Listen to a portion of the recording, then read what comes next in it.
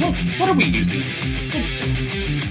Is this a new? Do we have a new software? No, I added it last time. That's a thing you can click to hear the host. Oh, nice. Hello, everyone. Welcome to a very special new kind of episode from Not Your Father's Movies. I'm Vito. I'm Mike. I'm Dan. And I'm Jesse, and we are the Dad Fathers coming at you with some new energy with a new episode covering some cast and crew and nostalgia for some Spielbergs. Yes. Okay. So just to break down the new approach. Everyone. We're going to record one mega episode every month for you, and we're going to break it up into 3 discrete parts that will make sense to you. All right? So we're going to pick, as we've been doing, we've kind of been moving in these sorts of new kinds of series based around ideas, based around actors, based around directors. We're going to kind of keep with that same flow, always allowing for the exception of birthday episodes. But in that, we're going to take our whole series, record one mega episode about it, and break that episode up into episodes for all of you to listen to. That'll make sense because we're going to break them into episodes 1 through 3. Episode 1, which we're doing right now, is going to be about our cast and crew for the 3 films that we've selected. And it's going to be about some of our nostalgia, first impressions about them. Episode 2 will be about our favorite scenes and our likes and dislikes about all 3 movies. Episode 3 will be the when/will we show this to our kids, as well as general discussion about these movies. And that will end with our discussion of, is this a dad series? All right, everyone on board? I'm on board. I'm on board. I'm here. Choo-choo! There's Jaws in the water. Because we are doing Spielberg for this one. And this has been curated by Jesse. Jesse, tell us about this series. Well, first off, we're doing Spielberg because he's a huge director. So obviously we need to do him at some point. He's one of the only directors I know who's like pretty critically acclaimed and also super wildly popular. Like everybody outside of movies knows who Steven Spielberg is. His name is synonymous with directing in Hollywood as a whole. Sorry, I thought Mike was gaping at me for a second as if I was saying something incredible. Then I realized it's just a yawn.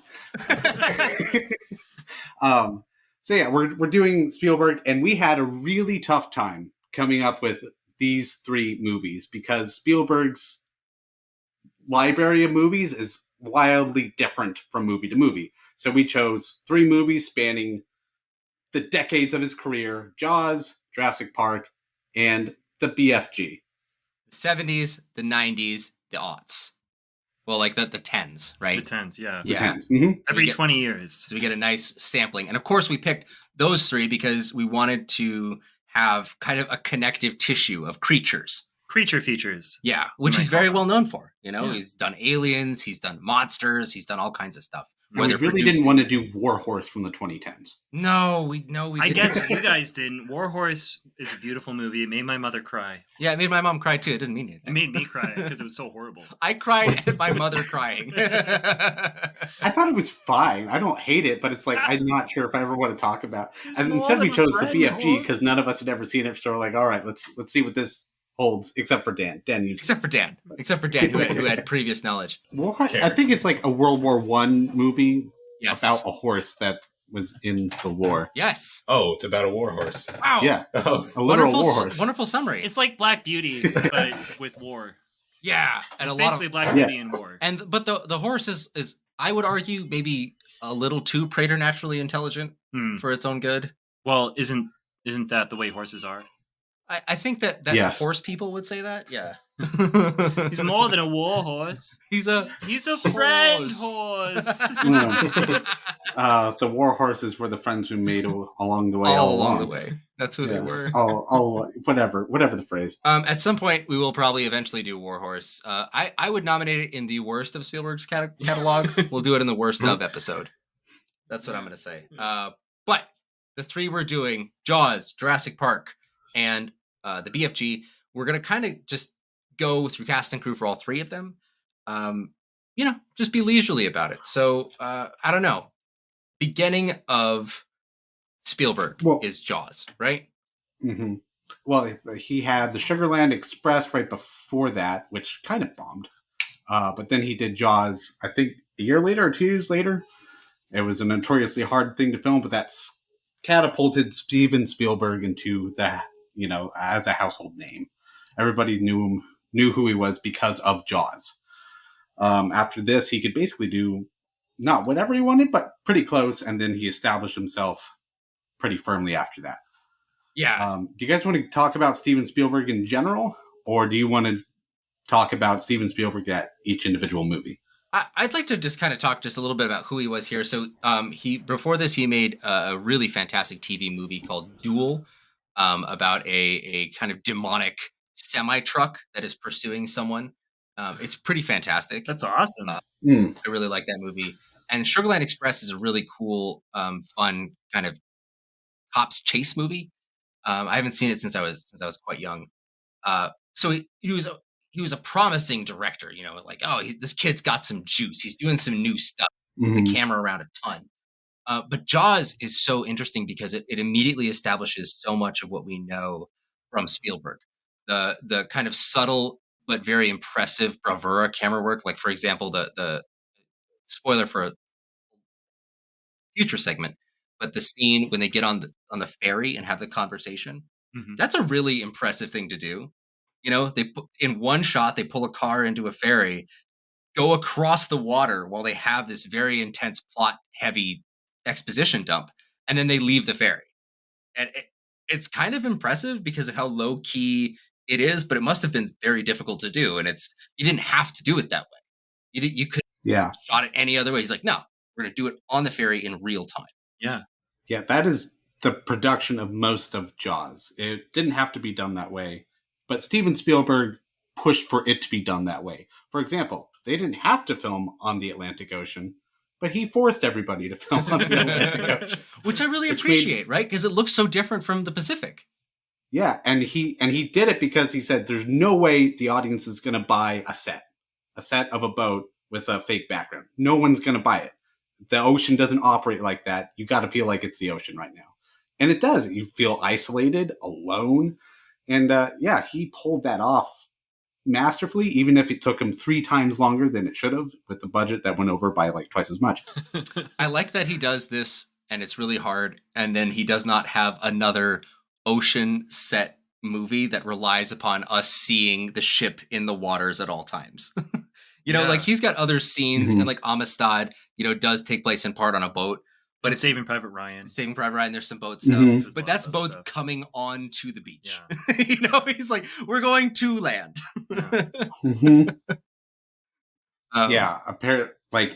Filming was apparently just a nightmare. The weather was awful, and sailing boats would just come in out of nowhere, and you couldn't stop them, and it would take minutes for them to pass by, and sometimes they would see another one coming. They're like, all right, we have 7 minutes to film a scene. I can make no artistic decisions about this. We're just going to go. Shoot it now. It didn't actually occur to me until you guys are now discussing it that they could have just shot this in the Pacific, like near Hollywood, right? That would have been, I imagine, much cheaper to do. Oh, hell yeah. They could have just called it the Atlantic and done it, on the West Coast. So that's really cool that he kind of had that ambition and that the kind of, even though this was his first big movie, he must have had enough respect and enough, budget to actually do something like this. Yeah. Well, there was another practical reason to have it all on the East Coast as well, because they wanted to film at Martha's Vineyard for the small town vibe. But then also they had made all the sharks over there. There are many mechanical sharks that are really hard to move, and they invented them for the movie. And since they were out there and they couldn't really move these things around very well, they just wanted to stick with that location because that was where, and they planned on filming more shark attacks in the water on the coast of Martha's Vineyard, but the shark never worked, so they kind of scrapped that. Bruce the shark, right? Second part of the movie. Bruce, that's right. Yeah, Bruce the shark, which was named after his lawyer. Man's got jokes. That's beautiful. It's not named after the Finding Nemo shark. I never knew my father. Yeah. Name's Bruce. Obviously, a very clever homage to Jaws. Yeah, but Jaws specifically written. Who wrote this, Jesse? Oh, let's see. One 1 second. It was written by Peter Benchley. He was the author of the book, and so they brought him on for the screenplay. It seems like however, for the screenplay, most of it was written the day before by Spielberg and Carl Gottlieb. I hope I'm saying that right. So, like, Peter Benchley, because of his book, it was like a hot book at the time. They were like, "Oh, everybody's reading this on the beaches. We got to make a movie about it now." And so they took that idea from him and made it into a script. You can actually see Peter Benchley in the movie. He plays the role of the interviewer. So he shows up in this and in the Jaws sequels. I see. Nice. Carl Gottlieb also shows up. He plays Meadows. Meadows. Who's Meadows? Which one's Meadows? Meadows. Dang it, which one was Meadows? I wrote it down, but he's Meadows. Oh, good All enough. right. Oh, yeah, Meadows. Why didn't you just say so? He's just Meadows, guys. I can't remember who he is. He shows up every now and then, but he's also in Jaws 2, Jaws 3D, and also helped write those. He also wrote some Smothers Brothers comedy shows, which shout out to my brother Austin, who was also a previous guest on the show. He used to love the Smothers Brothers. And he wrote The Jerk, starring Steve Martin. It's a pretty funny movie. Yeah. So, white guy. Yeah, it's pretty good. White guy thinks he's black. Yeah. Yeah, and also, like, shout out to Jaws 3D. I think starring Michael Caine. I think is Really? what Jaws 3D is. Yeah. I haven't tracked this franchise very well, to be quite honest. Yeah, I've never seen Jaws 3D or Jaws 2. I've only stuck with the Jaws. Yeah. But it seems like most people that were in Jaws keep on showing up in the sequels. Like, they kind of made this their career. Roy Scheider included, who stars in this one. He's also in Jaws 2. He does not come back for Jaws 3. He has some Good for him. self-respect. Some. Bummer. He's a little bit. But, you know, we've talked about him before in All That Jazz. Yeah! He's leading in there. One of my favorite movies of all time. And, he's fantastic in that one. Honestly, I didn't even recognize him. Yeah. He's the way he can separate characters is pretty amazing. He's also in The French Connection, Marathon Man, Blue Thunder, The Rainmaker, and he plays, he's in a superhero movie, The Punisher. The Dolph Lundgren one? Sorry, who? The Dolph Lundgren Punisher, not the Thomas Jane Punisher, right? The 2004 Punisher. Oh, shit, the Thomas Jane Punisher? Really? Mm-hmm. He plays Frank Castle's dad. Oh, shit. Whoa. Okay, so he's not in it very much.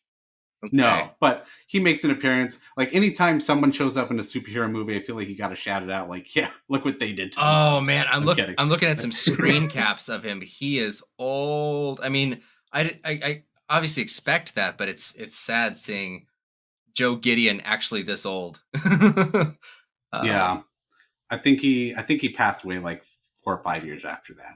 Yeah, he was not long. I really want to see Blue Thunder. That's been on my watch list for forever. But Rainmaker, Marathon Man, and French Connection, he is very good in, and those are all really fun movies. With I've never seen Blue Thunder either. I watched the trailer for it. Yeah, it looks really cool. It looks awesome. All right, next up here we got Robert Shaw. Yeah. Who was a notorious asshole on set. And such an alcoholic. Such an alcoholic. Oh my goodness. Yeah, he's also part of what caused filming chaos. He'd be too drunk to do scenes or just harassing people on set. It was pretty bad. But we've talked about him before on A Man for All Seasons. He's also in The Sting and From Russia with Love. I don't think we need to talk too much about Robert Shaw. We also have Richard Dreyfuss. First time on the show. Yeah, first time. He previously, before this movie, was in American Graffiti, and then he collaborates with Spielberg again in Close Encounters of the Third Kind. It's very good. He shows up in James and the Giant Peach as the centipede. Yeah. So apparently he's around, and I didn't know that. He's also in my childhood in What About Bob? Mm-hmm. Yes. Mm-hmm. Which is a staple for me. He's so good at rage. Yeah. Just pure rage. The anger that but he can conquer. impotent rage. Yeah. Rage. Yeah. Impotent rage, and also like he's got some good quips. Yeah. I think this movie establishes him as like the guy who could come out with the smart aleck quips that are still pretty rage filled. Mhm. Yeah. All right, let's see. Oh, Lorraine. All right, so I guess I think her name's Lorraine. Sorry, I have to shout out Richard Dreyfuss. Sure. Also, another favorite movie of mine as a kid. We watched Mr. Holland's Opus. My parents loved this movie, and I grew to love it. It's a really fantastic movie about the kind of the changing of the times in the 60s, 70s, 80s. He's a music teacher throughout those decades, and it's an awesome movie about like the cultural and political changes during those decades. Okay. Highly recommend that. It's really beautiful. It's one of those movies where at the end of it, you feel like you've lived an entire life. Like you feel like you've been with him from, beginning of his entire life to the end. And it's just really beautiful. I remember always being pushed to watch this in middle school and high school, and I think that I just hated the title just so much. And I know that's a really shallow reason to not watch a movie, but it is on the watch list. I do want to see it. There's just something about that title that just really bugs me. I think it's three weird words pushed together that make no sense unless you've seen the movie. It's that's exactly the same as me. Like exactly the same. It makes me think of Mr. Popper's Penguins. Yes. Yes. I saw that and it was great when I was 5 or whatever it was. But yeah. I don't really want to see Mr. Popper's Penguins again. Yeah, or Mr. Holland's Opus. I mean, what are these opuses running around? What's an opus? But no, point well taken, Dan. I know it's a great movie, and for that reason, I would love to watch it. I would like to watch it a little bit more. Richard Dreyfuss series. That would be great. That would be That'd be wild. I like that. Do Close Encounters. What About Bob and Mr. Holland's Opus? I mean, that's a clean 3. That's a clean 3 because Close Encounters of the Third Kind is pretty fucking amazing. That's a pretty special movie. I've still never seen that. It's it lays all the groundwork for Arrival to be successful. That's pretty cool. Sorry, continue. So we also have Lorraine Gary, who doesn't really do much. She's in Jaws as her first movie, and she's in the Jaws series continuously, and then she just retires. And she also has like some other movies in there, like Car Wash or Never Promised You a Rose Garden, kind of coming up in the 70s and 80s, but like then she's done. Gotta respect dipping when you're on top. Yeah, why not? Just go. She didn't leave when she was on top. The last movie she was in was Jaws: The Revenge. Hey, it made money. It made money. I'm sure she made some nice money, and then that was it. Well, good for her. Good for her for just pulling out. She got a nice golden toilet out of it. Another guy who was in there and was never to be seen again was Chris Rebello. He's the little kid. Yeah, I was thinking about him a little bit. It just kind of blows my mind that there are child actors who are like he has a prominent role. Like you definitely see his face. He's got lines. He's good. And you would think like, oh, this kid has potential. He can go somewhere, and he never does. This was it. My immediate thought was like, oh, who is he now? Like, what did he do? Anytime you see a kid actor from an old movie, you're like, he was really good. Like he must have done something after this. So I agree. It is strange and out of the ordinary. I was expecting to see like, oh, he's actually this actor that I love and have always loved and had no idea he was in Jaws. Yeah. That's usually the way it goes. Yeah, we'll actually see one of those kids in our next movie when we go down the cast and crew of that one. All right. Also, I found this out. We have Ted Grossman. He's just the guy that gets eaten on the boat. Yeah. Like, are you guys okay over there? And then he gets bitten. He's in like most of Spielberg's movies as like a guy off in the background. He's just a buddy. I don't know why. It's like Steven Spielberg just kept saying like, yes, you, the guy that got eaten, I want to keep taking you to my movies. Good. Good. Yeah. Maybe cool. He's a friend and he like lost a bet. And it's like from now on you have to die in every movie. It kind of reminds me of like some of our other great collaborations, like Sam Raimi and Bruce Campbell, right? Like every Sam Raimi movie, Bruce Campbell shows up for like a little cameo, or like what's his face? Ryan, Knives Out guy, Ryan Johnson. Ryan Johnson has his like childhood friend that shows up in every single movie. He played the detective that was kind of awestruck by everyone in Knives Out. He's Kid Blue and Looper. Like he's always there, and they're just best buds. And it's like, hey, best bud, what role do you have for me in your new Hollywood film? And that's pretty cool. Yeah, let's face it, we would all do that. Like, yeah, absolutely. We all shook hands on it at least. Everybody's got to have a Ted Grossman in their movie, I think. Also, what a good name, Ted Grossman. Like, I don't know. Yeah, it's a good name. It's a good name. Yeah, bring Ted in for the movie. Ted who? Ted Grossman. Oh, Ted! He's our favorite guy. He probably is. He's probably great. He probably like brings a 6-pack whenever he comes. Oh, He's like, oh, hey, here you go. Yeah, I'm sure he loves it. Yeah. Last person. Well, actually, I have two more people I want to shout out. Like, there's Bill Butler. He's a cameraman. He does a ton of work for Jaws. He invented a box to film underwater in, like halfway in the water in. He somehow made filming on the ocean with Steven Spielberg work, and he's the guy who really like engineers this all. This movie exists because of this guy, basically. Yeah, and he's worked with Francis Ford Coppola on The Godfather and The Conversation as second unit photography, so he's familiar. He was nominated for an Academy Award for Best Cinematography for One Flew Over the Cuckoo's Nest. It's a beautiful movie. It's a gorgeously shot movie. Yeah, he's done Rocky 2, Rocky 3, Rocky 4, other things that are not Rocky as well. No, he's done a lot of movies that we've seen: Anaconda, Flipper, Beethoven, Hot Shots, and American Tail. He's worked a lot. It looks like he retired after 2009. Well, what a legendary dude. Yeah, those are a lot of big movies there. Yeah, and again, like with Spielberg for American Tail, he also did. He's an animation visual consultant for Secret of NIMH. He did Stripes. He did Grease. Like, these are huge movies. Jeez. Yeah, this guy never stops. But then again, if you can invent a camera that can go partway underwater and you can film on the ocean when, as far as I know, nobody's done that before, like it's pretty great. Yeah. Cast that guy in the hardest positions possible. Agreed. Lastly, we got to shout him out. I think he might be in all these movies. John Williams. John Williams.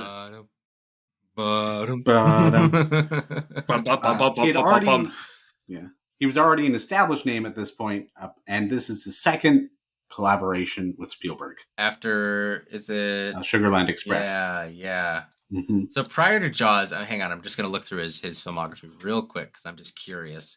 Because Jaws is like the earliest one that I remember knowing him from. Your Wikipedia page is hard to navigate. Thank you, John Williams. It is. That's why I didn't write down anything for John Williams. But he did win an Academy Award already. Of course he did. I think he's nominated for like 50 some Academy Awards, obviously more than anyone else. I think in any department.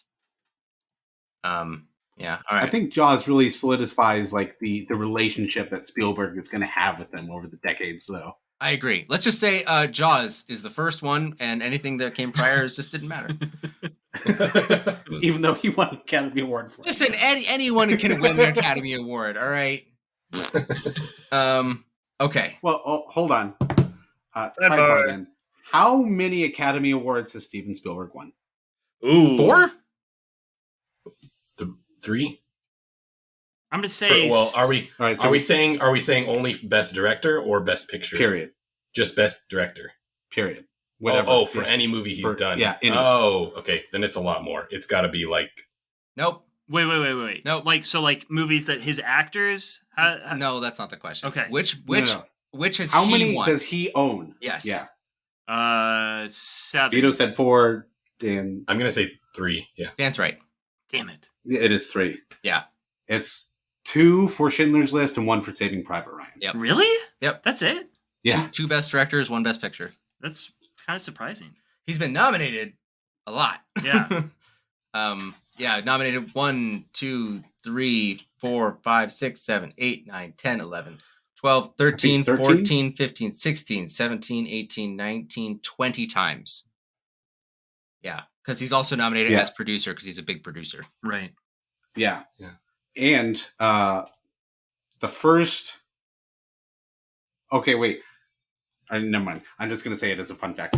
The first person to win like a Best Actor award or actress in one of his movies was Daniel Day-Lewis in Lincoln. That is very Nobody late. had won. Wait, really? Yeah. No one won for Saving Private Ryan? Who would have been? Who would have won? I don't know. I don't know. Not Tom Hanks. Yeah. I'm just surprised. Like I'm these very are, surprised. If anyone was Schindler's List. If anyone was going to win, it was Yeah. going to be Schindler's List. Yeah.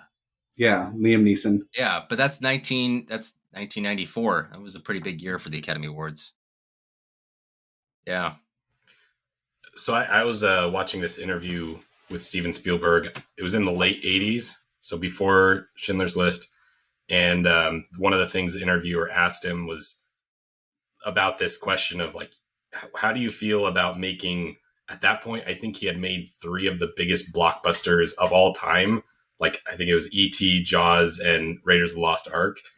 And the interviewer was like, how do you feel about making 3 of the most successful movies and not having an Oscar to show for it?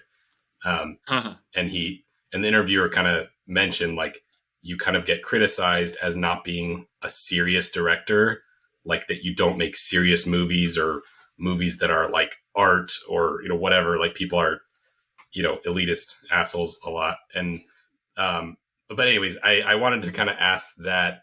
I don't know if this is the time to ask this kind of question, but about Steven Spielberg in general, how do we feel about blockbusters and whether those, should be taken more seriously by the Academy Awards, or do we want to address this later on in the episode? I'm going to end the sidebar. Very good. I would like to get to our. I think this discussion might be better in the second of these 2 movies, of these 3 movies. Sorry, if I can posit that. I mean, I think that Jaws is a huge blockbuster, maybe even indents the blockbuster, but Jurassic Park spawned, $1 billion franchise. Right. Okay. All right. That's also a big question to just spring on me like that. I need to think. Let's address that here, though, when we were talking about Jurassic Park, if I may. Well, we'll circle back. Yeah, I think it's a great question. Let's put a pin in it. We'll circle back. Pin in it, and I want more context. We'll sync up. I want more context. Then we'll throw the grenade back, and then it'll explode in our faces later. So we got Jurassic Park. It's a 1993 science fiction action film directed by Steven Spielberg. What's it about? It's about dogs. Oh, okay, cool. I like dogs.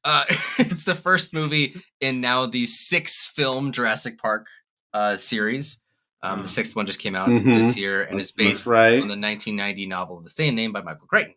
Great screenplay by Crichton himself, and then also master writer David Koepp, who has written so many things that people have seen. Talking about Death Becomes Her, Carlito's Way. We're talking about the first Mission Impossible, Panic Room, the first Spider-Man he has a writing credit on, War of the Worlds, Indiana Jones and the Kingdom of the Crystal Skull. Is that a good one? Well, is that supposed to, are you saying that he's a good writer because he wrote Indiana Jones and the Kingdom of the Crystal Skull? Because I would fight you about that. Yeah, but you don't have any evidence. You saw it in 2008. It was what are you awful. talking about? It was so bad. It's actually pretty good. I don't know. Wow. I revisited some parts of it, and I was kind of like, hey, this is not the dirtbag movie I thought it was. Wow. I think this functions. I think this functions basically. Remember how it all ends with aliens? Yeah, but it's Indiana Jones. Remember how the first movie ended with God melting Nazis? Like, yeah, but that's like no, cool, but though. this was really lame. Yeah, they're lame. As the person who has seen it most recently, it's not as lame as I thought it was when I was younger. The gold was in our minds all along. It doesn't even try that. It's just like, yeah, there's aliens. Get over it. But he's a really well-known writer, and he's been working up to this day. Like his last credit is on Kimmy, the Steven Soderbergh Zoe Kravitz movie. So he's been working. He's got plenty of misses and also plenty of hits. But after that, it is shot by Dean Cundey, my very beautiful, wonderful Dean Cundey, who also shot The Thing. Master of Shadows, Dean Cundey. Love this guy. He's amazing. And it stars Sam Neill, Laura Dern, Jeff Goldblum, Richard Attenborough, B.D. Wong, Samuel L. Jackson, Wayne Knight, and Joseph Mazzello. Joseph Mazzello is the one that I referred to earlier when you're talking about, the kid in Jaws only did one movie. Joseph Mazzello, he starred as a kid in a bunch of different things. Like he's in Jurassic Park, he's in Radio Flyer, Jersey Girl, The River Wild, and then he kind of takes a break after The Lost World and Star Kid until 2001, where he kind of grows up. He has another break. He's been working, but he gives some breaks. I think you might recognize him as Dustin Moskovitz from The Social Network. Oh, wow. Which is kind of cool. Yeah. His most recent role is in Bohemian Rhapsody as John Deacon. And he was in The Pacific as well. Yes, as Eugene Sledge for 10 episodes. So he's made a nice little career for himself, but it seems like he's not really too worried about being the star, Yeah. He just shows up, does good work, goes home. Kind of like in Jurassic Park. Okay, wait. Sidebar. I think that's a really great kid performance from both of them. Both those kids, I think, are delivering great performances. Yeah. What do you guys think? Yeah, I was watching it to see like I was wondering, like, I wonder how, that was what I was looking for this time around. Like, how are the kids? Like, do they do a good job? And yeah, like I thought that they were both very believable and like seemed like kids who were in a terrifying situation. Yeah. That bit where Timmy gets shocked off the shock fence, right? Yeah. And then he goes, 3. It's pretty funny. Yeah. Or when the lawyer runs out of the car and Lexi is like, he left us! He left us! Oh my gosh. When Lexley is freaking out, I'm freaking out. Like, she is a great terror-driven actor. Like, yeah. I love the scenes. And then the Jell-O, like the zoom in on her face when she's holding the Jell-O. Yeah. That's, for me, that is such an iconic. That was A scene. Tier. Yeah. That's perfect. That was, Shaky Jell-O, eyes wide, almost like tears going down her face. Wonderful. Yeah, Cry more, they're both child. pretty great. Yeah. But anyway, I don't think I really had anyone else that I wanted to shout out from that cast list. I mean, obviously John Williams is back doing the that beautiful, wondrous score. Like, I remember the first time I saw that in the scene where I don't want to step on a future segment. I don't want to step, but I love that. That score is fantastic. Yeah. It captures the wonder that the characters are experiencing and gives it to me. Yeah, that is wonderful. Yeah. That's really hard to do. Very well said. Can I ask, is this our favorite John Williams score? Well, we've asked this before. Second favorite for me. What's the first? I think it was Lion King for me, right? That's Hans Zimmer. That's what I said last time. That's Zimmer. Hans that's Zimmer. Hans Zimmer. Yeah. Totally different guy. Damn it, me. I think. Come Wait, on. everyone, wait. Sidebar. Okay. Number two-parted question. Number 1, favorite John Williams score as a whole. For me, that is Harry Potter and the Sorcerer's Stone. I love that theme. I think it's beautiful. That's pretty. Yeah, it's pretty good. Yeah, it's my favorite though. So I don't care what you think. I'm just saying my favorite. It definitely goes with the movie. Definitely captures parts of it. But the second part delivers of that, it to you. But the second part of that question, all right. The second question is, what's your favorite piece of John Williams music? And for me, that's the opening credits of Catch Me If You Can. That beautiful that jazzy. Very good. That's beautiful. I think that's incredible. It's masterful work, and it's also like I don't expect John Williams to do jazz. Yeah. That's my answer. Someone take the reins. I gotta look up all of his movies that he's ever done. He's done a lot. From your gut. I mean, how is Star Wars, man? Doesn't he kind of make Star Wars what it is? Yeah. Yeah. It's hard to get away from Star Wars, that's for sure. And also Jurassic Park. Like, both of them are kind of they're pretty seminal, I'd Gross. say. You gotta say it. Gotta say it. I don't think I can understand movies without both of those scores. The one thing I will say about the Jurassic Park sound score is that it's so beautiful. I've actually listened to it totally, like in my car. I'll just want to listen to the Jurassic Park soundtrack. I've never felt that way about Star Wars, even though it's probably more of a feat or more of, more impactful or more, of an accomplishment. Yeah, I mean, I was just looking through his filmography. It's like every single movie, I know what the score is. Like I could hum every single one of them, and that's incredible. Like Indiana Jones, Catch Me If You Can, E.T. All of these are just, it's unbelievable that one man can come up with, some of them do sound like you can tell it's John Williams, but they're also unique enough that you're like, no, this is the E.T. soundtrack. Like it's a thing of its own. Sometimes I've noticed if it's a little bit happier than I would make it, then it's probably John Williams. Yeah, like the theme for Home Alone is kind of like menacing. Dun dun dun dun dun dun dun dun dun dun dun dun dun dun. But then once you get past that, it's like da da da da da da da. You're like, all right, come on. Yeah, but there's still some people that need to answer. I haven't got answers from everyone, have I? Oh, I don't know. So I'm gonna say Jurassic Park is my favorite, just because of the beauty of it. But yeah, I it might be whatever last movie I watched with his music in it. That might be an answer too. Yeah, Star Wars for me. I mean, like Star Wars is it's the music in it is almost like its own package. It doesn't exist. So like Jurassic Park, like you said, Dan, it can exist outside of Jurassic Park and it's beautiful by itself and stuff. And I think Star Wars could be as well, but it's just so like connected to the movie and it's perfectly done with the movie. I feel like, yeah. Did he do Fate of the Duel? It seems really specific. Did he do the Duel of the Fate soundtrack from the prequel series? Yeah. Oh, yeah. Okay. Then, yeah, it's definitely Star Wars for me. Korra Nahama. Korra Nahama. Yeah, it's Korra. It's very good. What I love about the Harry Potter theme specifically is that it's so delicate. It's the exact opposite of a lot of the bombast that he's known for.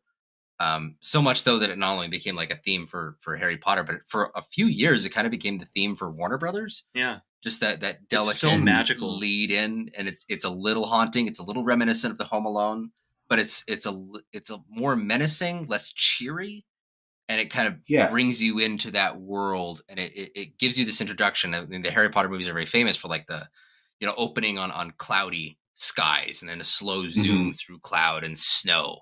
That's what it feels like, and I think that's pretty unique. Yeah, he's in that Harry Potter thing. He does that amazing thing where he can capture something that's charming, something that's menacing, and just an absolute mystery all wrapped into one score. Anyway. Yeah. Sidebar ending. That was a good sidebar. Thank you. All right. Any other people who want to shout out for Jurassic Park?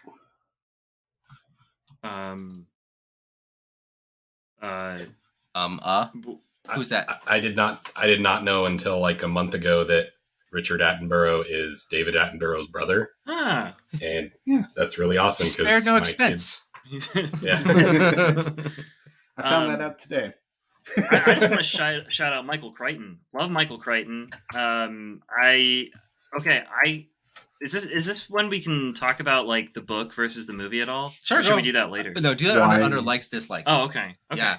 Oh yeah, let's do it then. Stay tuned for episode 2. It's a great book. That's it. That's all I'll say. Well, say more later. Yeah, I'll say more later. More to come on that. You know what's funny? All 3 of these movies are based off of books. Yeah, that's another connective tissue. Books. Yeah. Books. I did not get a chance to read the BFG. I didn't either. I own it too. So moving to our third film, the BFG, also known as Roald Dahl's BFG. No, this does not mean the big giant. It means the big friendly giant. It does also mean the big giant. He's not that big, it turns out. He's not actually that big. kind of a small. Kind of a runt. This is directed and co-produced by Steven Spielberg. Written by Melissa Matheson. Her final film before her death in 2015. Oh, wow. Which is pretty sad, but she's known for writing Black Stallion, E.T., Twilight Zone, the movie, The Indian in the Cupboard, Kundun, and Ponyo. She was for Ponyo. She was a storyline consultant for the English language translation. So she's very versed in books in movies about kids or for kids, either one. Yeah, kind of sad to see her go. But this was based off the BFG by Roald Dahl, writer of Charlie and the Chocolate Factory. Produced by the usual Steven Spielberg producing team. Shot by Steven Spielberg's late-in-life, constant, ever-present cinematographer, Janusz Kaminski, who has shot, Schindler's List. He shot Jerry Maguire, Jurassic Park 2, Amistad, Saving Private Ryan, AI or Artificial Intelligence, Minority Report, Entry If You Can't, The Terminal, War of the Worlds, Munich. Like, almost exclusively Spielberg. The last movie he shot was The West Side Story, and he will be shooting The Fabelmans that will come out later on this year. Yeah, he's kind of the guy that's in charge of what we think of when we think of what Spielberg movies look like visually. He's famous for being a cinematographer, one of the first ones who kept a water truck on set at all times to wet down the streets. He is obsessed with wetting down streets and then shooting the film. Interesting, yeah. He's like, wet streets. And everyone says, why would they be wet? He says, why ask? Make them wet. Just spray them down. It looks better. It does. It really does. It does look good. So music again done by John Williams. The BFG stars Mark Rylance, Ruby Barnhill as the little girl, Penelope Wilton, Jermaine Clement, Rebecca Hall, Rafe Spall, and Bill Hader. Does anybody know what happened to this little girl? Is she still around? She's only done this, I think. Oh wait, she has 3 credits, but the last 2 of which in 2018 are voice credits. I read like a little story about her, and her parents said that like, oh, she's back at school, and she's like acting in plays at school. Like that's it. Good for her. Yeah. Yeah, she is. Yeah. She is 18 as of this year. Yeah. Yeah, Ruby. That's pretty cool. She was great. Did we just have like 3 sane child actors in a row? Yeah. One who pursued acting in a quiet way, never wanted to be elevated. Mm-hmm. He got to keep working. One who did a one and done, and one who's still acting but isn't seeking the limelight. It's kind of incredible and unintentional on our part. Yeah. More connective tissue. Maybe it's that Steven Spielberg, Steven Spielberg, like he doesn't like mess up his actors. Yeah. When they act with him. I definitely want to talk about that more later, or at least talk about like child actors in general. Oh yeah. I don't know. I've never heard anything about how he like there's some people where you'll hear about like, oh, they made like a really safe environment for the actors to be in and stuff like with the Harry Potter movies. Mm-hmm. They talk a lot about that. But I don't know about Steven Spielberg. No, I've heard a lot of stories about the way he interacts with his kids actors. I'm not sure about the kid actors, but I do know, like, personally, he's got 7 kids. A couple of them are adopted, but, like, it seems like he's staying around for them. So, that's cool. Yeah, it seems like he's tried in his life to be a good dad. Yeah. And maybe that translates into filmmaking. It's actually kind of been one of his obsessions as a filmmaker, right? He's obsessed with children who are either orphaned or who are distanced from their parents or who are without fathers. It reflects a lot of his early childhood. We'll be seeing a lot of this later on this year when Meet the Fabelmans comes out, which is based it's an autobiographical movie about him growing up. Oh, really? With his mother and father and his fun uncle, who's played by Seth Rogen. He had a weird childhood where his father left his mother remarried, and it came out much, much later in their lives when Steven Spielberg was an adult that his father had stepped out of the way of his mother being in love with another man, but then had taken all of the blame as if he had been the one who had left their mother and had allowed all the kids to internalize their anger towards him because he didn't want them poisoned against their mother. Oh. Yeah. Also, what's weird is Spielberg went off to live with his father and his sisters stayed with his mother. So it was like a completely split family. Yeah. Because that's insane, but now I just realized why there would be a split. And it wasn't told to him until he was much older. And his mother and his father are good friends. Now the secret's out, and I guess the family's fairly repaired. But in a lot of these early Spielberg movies, Close Encounters of the Third Kind is about a man who leaves his family in the search of his obsession. Jaws is about a man who's torn between his work and his family. So many of his movies are either about the man that's torn or the child that's witnessing the tearing. right? Or the child that's growing up without the father. It's been a lifelong obsession of his. He can't stop. Yeah. The BFG is a movie about an orphan. Yeah. So the BFG, maybe just to give some context, because we were able to move past Jaws and Jurassic Park pretty quickly. Everyone's fairly aware of what those movies are and what they're about. But the BFG is about a London orphan who is aware of a presence that comes by at night, and that she knows she shouldn't stay awake to see it. But one night she does, and catches a glimpse of this giant that is lurking in the alleys. He sees her see him and takes her back to his home and says, "You're going to stay here for forever." And she doesn't want to do that. And she kind of starts to develop this relationship with this reclusive giant who's kind of a social pariah in his own circles. It's called Runt. He's much smaller than the other giants who are very cannibalistic and angry and violent. And he's not like that. He's an arbiter of dreams, actually, just to throw another layer into this movie.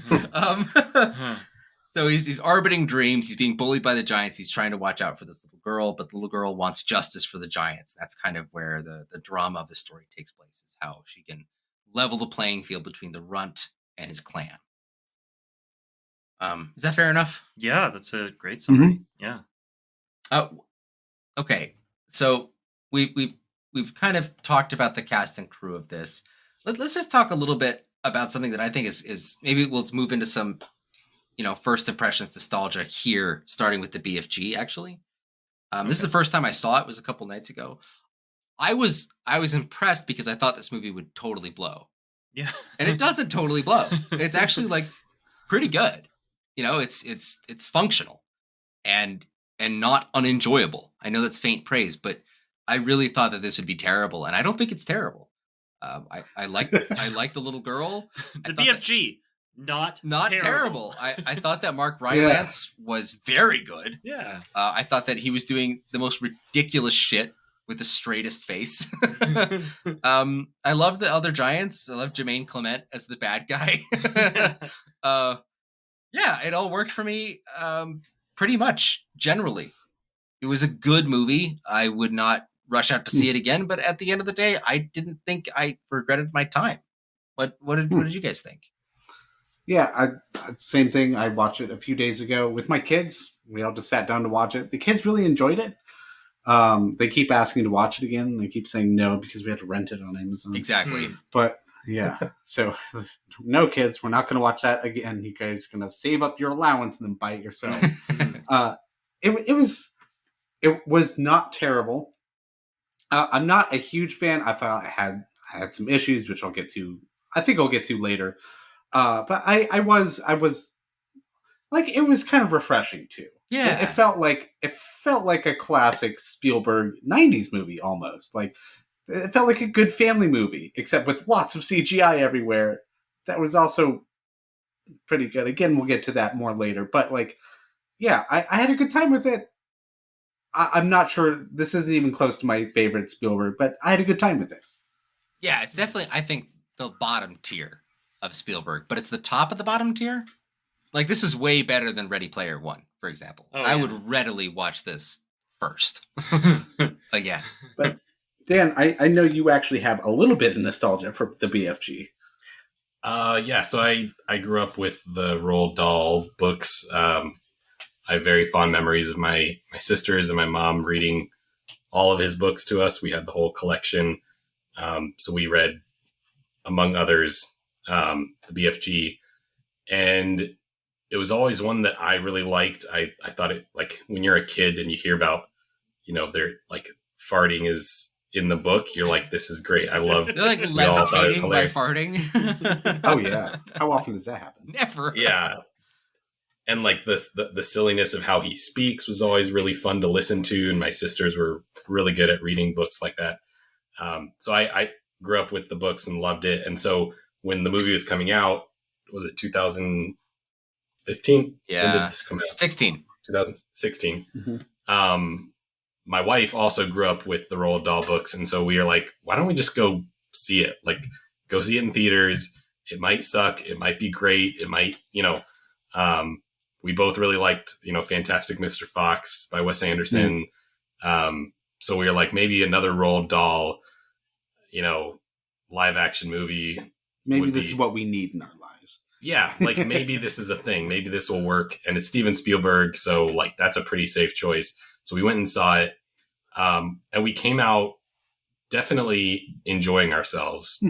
I do remember in my mind's eye, I remember the CGI looking a lot better, and I'm sure we'll talk about that later. But that was something that I was impressed at the time by, was like how good everything looked, how good the giants looked, and yeah, the performance of the little girl Sophie is really great. It's very charming, and it was just a fun time. And then I just watched it a couple days ago for the second time, and we did watch it with our kids. It's probably one of the scariest movies that we've allowed them to watch, because like at one point I had 3 of my kids on my lap because they like, daddy's lap is like the safest place in the world. But it wasn't like they were, terrified. They just needed a little bit of comfort. I mean, it's clear the giants are like trying to eat the little girl. These are like giant human-looking things that are trying to eat a tiny girl. Yeah. Like, it's pretty scary. A human being. Yeah. A human being. Yeah. I think I was more upset and terrified by it than my kids were. I don't think my kids fully grasped what was happening. Like, that's a monster. Of course monsters want to eat kids. Yeah. Mm-hmm. Yeah, but they liked it, and by the end they were totally sold, and it ends very, a happy ending, and they loved it. So it's I don't know that it's a movie that we will bring back very often. Like, there's a lot of kind of gross stuff in it that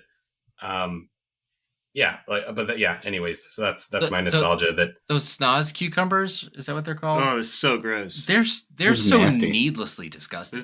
They're they got just always oozing. Yeah, they're tentacly, and they constantly are just weeping viscous liquid. Yeah, everywhere. Awful. Who would eat that? Yeah, I would also eat human beings. That's way better than. Ugh. Yeah. I watched this movie the way God intended it on my phone. And on the train, it was great. It was good. I don't know. I found myself. So the problem with watching a movie on your phone is that you can't pick up your phone to look at other things. You have to stare at your long, phone. boring scenes. Which this movie definitely has. Yeah, it did.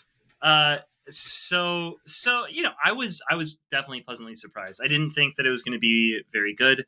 And it was definitely better than that. Like, I expected it to be like a 1.5 star movie, and I came out of it being like, this is a 2.5 to 3. Yeah. As far as I would give it a solid 3. Yeah, same here. I definitely like. Cool. We're all literally same rating, same page. That's awesome. I would definitely watch this with my kids probably at some point. When you're sick. Yeah, when we're just like, oh, I don't want to watch Star Wars again, or I don't want to. Here's an easy one that we can turn on, and I think there's some good lessons in it or something. Yeah. There's definitely not bad ones. Yeah. It made me want to go back and read some Roald Dahl, so that was cool. Mm-hmm. Very nice. Very nice. All right. So that's going to conclude our first of... Wait. We have Jurassic Park. Oh, yeah. We haven't done all of our nostalgia, Vito. So sorry. I was looking at the time. We might have to go a little bit faster for Jurassic Park and Jaws. I agree. Okay, Jurassic Park. I first saw this. I actually have a fun story to tell about this. Oh, I first saw this when I was 7 years old. Nice. My dad said I was ready. I sat down to watch it. I had the shit scared out of me, and I loved every second of it. I thought it was amazing. I thought it was incredible. My mom said that was a mistake. We should not have shown him that movie. But I love this movie, and I had to cover my eyes during the Dennis Nedry death, and also during the lawyer getting shaken by the T-Rex death. Oh yeah. But I could watch the rest of it. And then very quickly... your parents shutting your eyes? My parents, yes. Okay. And then very quickly, I just watched the whole thing by myself. Yeah. And I loved it. And I've loved this movie ever since. Every time I watch it, I am transported by the fear and the wonder. Two very powerful things, emotions that are working. And I actually think this is one of the perfect films that Steven Spielberg has made. This is, I think, in conversation in the top 3 of his best films. This is something else. This is something special. And I don't think its like has come by since. That's my nostalgia for this. I think it's a perfect movie, and I don't think since 1993 we've seen a movie quite like this. Wow. Yeah, I'll just say that my nostalgia is pretty similar to yours, except like I was 10. But like I remember being sat down, being like, "You can watch this now." I'm like, yes, I get to watch the scary dinosaur movie because I heard it was a scary dinosaur movie, and yeah, it freaked me out. It was incredibly terrifying. And then like also, I think I'll bring this up. Last time, sorry, not last. Let me just say, for nostalgia for Terminator 2, I said that was one of the movies back then that I learned that technology should not necessarily be progressed because it can progress to dangerous levels. That was one of the movies at the time, around the same time that I watched, and also Jurassic Park.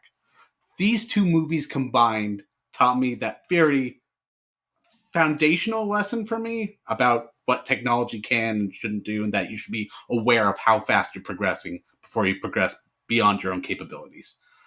So it was foundational for that in me.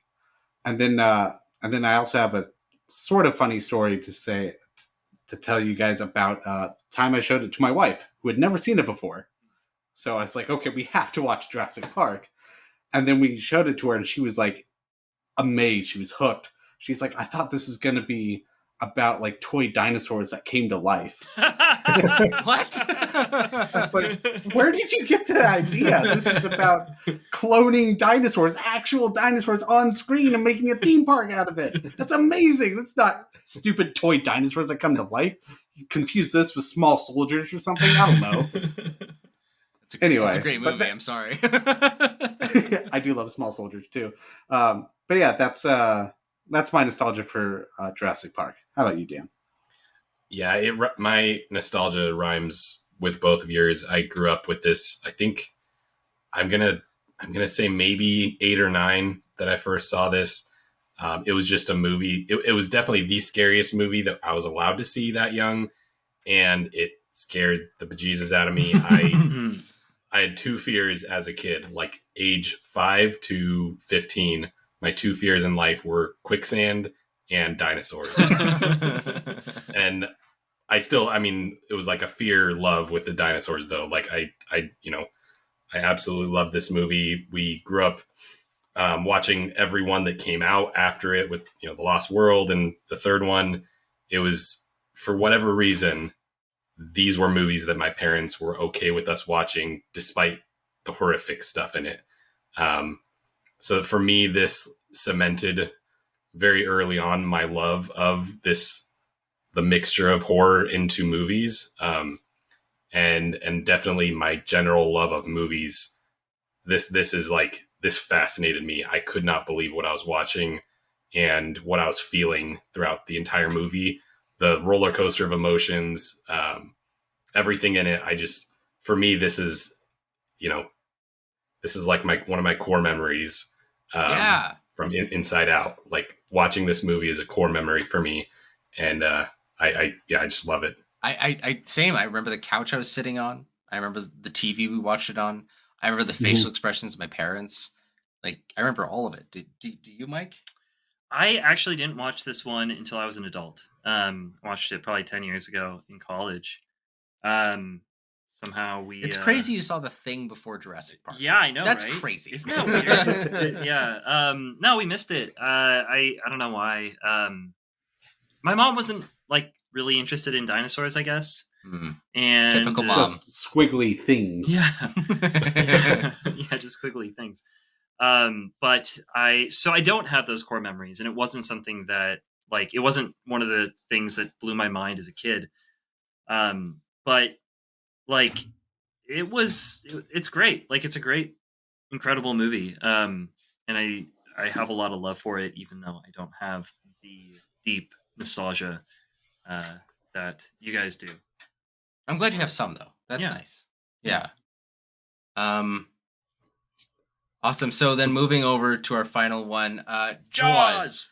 I have almost no nostalgia for this movie. I saw it in college, alone. This was another one of those situations where hungover Vito was watching a movie. And my takeaway was, it was good. I still think it's good. I think it's, but in a different way. Like when I say it's good, so Jurassic Park hits my emotions. Jurassic Park hits multiple emotions across the broad spectrum of my inner life. Jaws hits one, but it hits it really well. And when I watch Jaws, I say, this is a technically perfect movie. There's nothing I would change about this, really, beyond a few cosmetic issues, which we'll get to later. But I like this movie from top to bottom. And that's all. I don't feel fear to this movie. I don't feel excitement, really. Like, I like it. I enjoy the ride, but I'm not feeling extremity of emotion like I do with Jurassic Park. So I like this movie a ton. But I gotta say, even though I would say like 5 stars, this is a perfect movie, I wouldn't say I love this movie. There's not enough emotion in it for me to grab onto, and I saw it too late. That's where I come from. Yeah, it's like me with Jurassic Park. Fair enough. It's the reverse. I was that's not weird. Yeah. I was not 7 when I saw Jurassic Park, but I was like, I don't know, 14, 15, whatever. Young enough. When I saw Jaws. Right. Yeah, old enough to like stomach the various limbs that fall off of people, but also young enough to be like, whoa, what's going on here? Right. But I remember, like, I watched it with the father of my close friends. That we watched a lot of these, like, is this the No Country Family? What was that? No Country Family. Yeah. Nice. And I loved it, man. I feel like it's 2 movies almost. There's like the first part, which is sort of small town politics, and the second part is like Old Man in the Sea, except with like 3 guys, on the sea. Old men in the sea. Old men in the sea that need a bigger boat. I remember being like, "What is this movie? What is happening right now? This is incredible." I remember afterwards, like, talking with him about it and talking about like the ways that I don't know how it's setting up each of these characters is sort of in sort of a struggle amongst each other, which I thought was just like, that was so cool. It blew my mind as we see it. And like, as we were talking about it, and it was amazing too, going to the beach afterwards with like our sisters and just being like, dun, dun, and they'd freak out and run out of the water. It was great. So that's my nostalgia for this movie. It was like terrifying, and also like it seemed to have some really deep, I don't know, like meaning going on, and like cool like storytelling. 111 men went into the water. 36 men walked out. Yeah, exactly. That is we'll get to that later. So good. Yeah, that's really cool. What about you, Jesse? It's almost the same as Jurassic Park. It was like the same. Like, my parents were like, "All right, you are now old enough to see Jaws." Jaws had been watched by my older siblings and my dad for like years, and that was a movie I was not allowed to touch because it was about the scary monster shark that would come out and eat everybody, and that terrified my parents when they saw it in theaters. So it was like legendary to them. They hyped this movie up like none other. Like, we weren't allowed to go that far into the beach, into the ocean, when my mother was around, because she said, there are sharks out there. She still says that. Like, this movie has traumatized my mother for years. She's not wrong. And I'm pretty sure it's traumatized a lot of people in their generation. That's what this movie meant to them, and that was kind of passed on to me a little bit. So when I saw this, it was amazing. It was the fulfillment of what my parents had been saying this was. It's this terrifying shark, and it's out to get you, and you don't know where it is. And it could come up out of the water at any second and might grab you. So that feeling of like being of terror and being hunted by something that actually exists out there, something that's real. Like, that shark isn't even that big according to great white statistics. In all reality, it's like a medium-sized great white shark, and that's insane. But yeah, I've always loved this movie. It's always one of those threshold movies that I had to reach, and when I got to watch it with my dad, that was an epic moment. Nice. That's awesome. That's rad. Yeah. For me, I have probably the least nostalgia for this. I mean, we grew up, being aware of Jaws. We'd scare each other in the pool, humming the music. We knew all the culture around it. Mm-hmm. I had seen many of the scenes through my lifetime, just on TVs or in videos. But I had not seen this movie start to finish until 4 or 5 days ago, when my wife and I sat down to watch it. So this was a first time full ingesting of this movie. And I definitely think that I rhyme more with Vito, where I'm thoroughly impressed by it. There were scenes that, and we'll get into this later, but there were scenes in it that I was just like, that was incredible. I love that. That's unreal that this happened in the 70s, that a director so early on in his career did this, or, had this scene. It's phenomenal. And I was very, I would say, like, I was very worried because a lot of what I had heard before was how dumb the shark looked.